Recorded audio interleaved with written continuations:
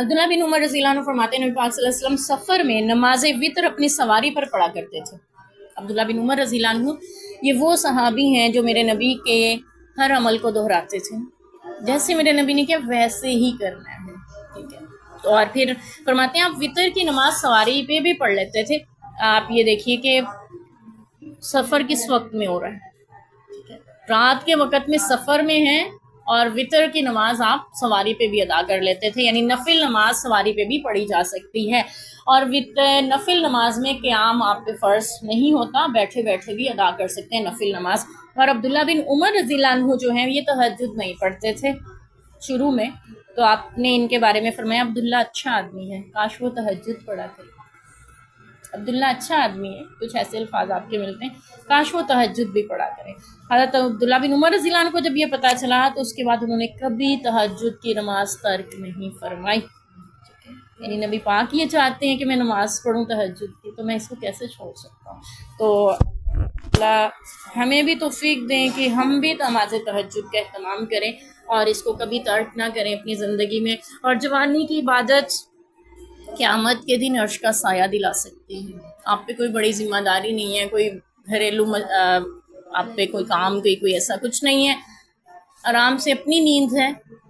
جب چاہیں اٹھیں، رب کی بارگاہ میں نماز ادا کریں، کوئی مسئلہ ہی نہیں ہے، یعنی کہ آپ نے صبح اتنے بجے اٹھنا ہے، رات کو یہ کام کرنے ہیں، بچوں کو دیکھنا ہے، دن میں آپ نے گھر کے، تو آپ تہجد کا اہتمام لازمی کریں۔ اور یہی جوانی ہے جس میں آپ عبادتیں کر لیتے ہیں تو بڑھاپے میں جا کے مشکل نہیں ہوتی ہے، اور افسوس اور حسرت نہیں ہوتی کہ ہائے جوانی میں بھی 4 رکعت پڑھ ہی لیتے تو کیا تھا، تب اللہ نے صحت بھی دی ہوئی تھی، خود وضو کر سکتے تھے، خود جا کے ہم اپنے کام کر سکتے تھے، اپنے لیے جائے نماز۔ اب تو دوسروں کو دیکھنا پڑتا ہے بڑھاپے میں کہ کوئی اٹھے گا تو اسے کہہ دوں گی مجھے وضو کروا دو، ٹھیک ہے، کوئی آئے گا تو لے کے جائے گا، قضائے حاجت کروائے گا تو تیمم وغیرہ کر کے پھر نماز پڑھ سکوں گی، کوئی مصلی بچھا دے گا، تو اتنی محتاجی سے پہلے خود کو سنبھالنا۔ اور یہ جو وقت گزر رہا ہے واپس نہیں آئے گا، ٹھیک ہے، اپنے ہر گزرتے دن کو اتنا بہتر بنائیں آپ کو حسرت اور افسوس نہ ہو کہ میں یہ عبادت کر سکتی تھی تو میں نے کیوں نہیں کی،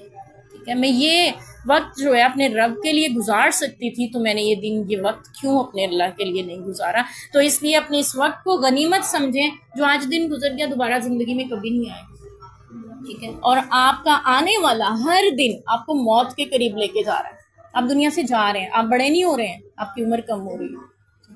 آپ کو درس فکر دیتا ہے شام کا ڈوبتا ہوا سورج کہ آپ اس دنیا سے اسی طرح غروب ہونے والے ہیں، اور غروب ہوتے جا رہے ہیں، جیسے سورج طلوع ہوتا ہے نا پھر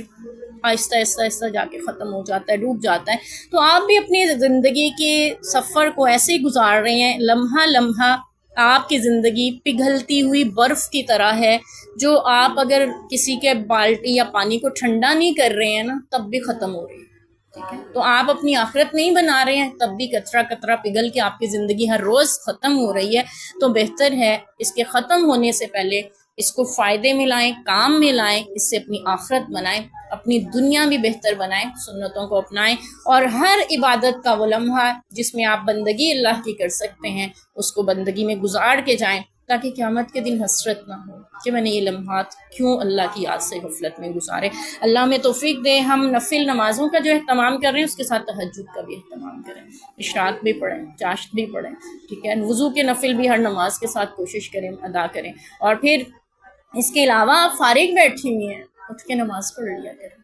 نفل پڑھ لیا کریں۔ ہم جیسے اٹھ کے جاتے ہیں نا، میں ولی بیٹھی ہوں چلو موبائل پکڑ لیتی ہوں، کاش کہ ایسا بھی ہو کہ ہمیں لگے کہ میں فارغ بیٹھی ہوں چلو رب کی بارگاہ میں سجدہ ہی کر لیتی ہوں، نماز ہی پڑھ لیتی ہوں۔ اللہ ہمیں یہ شوق بھی نصیب فرمائے، ٹھیک ہے، اللہ تعالیٰ ہمیں اپنی بندگی کی توفیق دے۔ ایسا نہ ہو کہ انسان دنیا سے جا رہے ہو اور خالی ہاتھ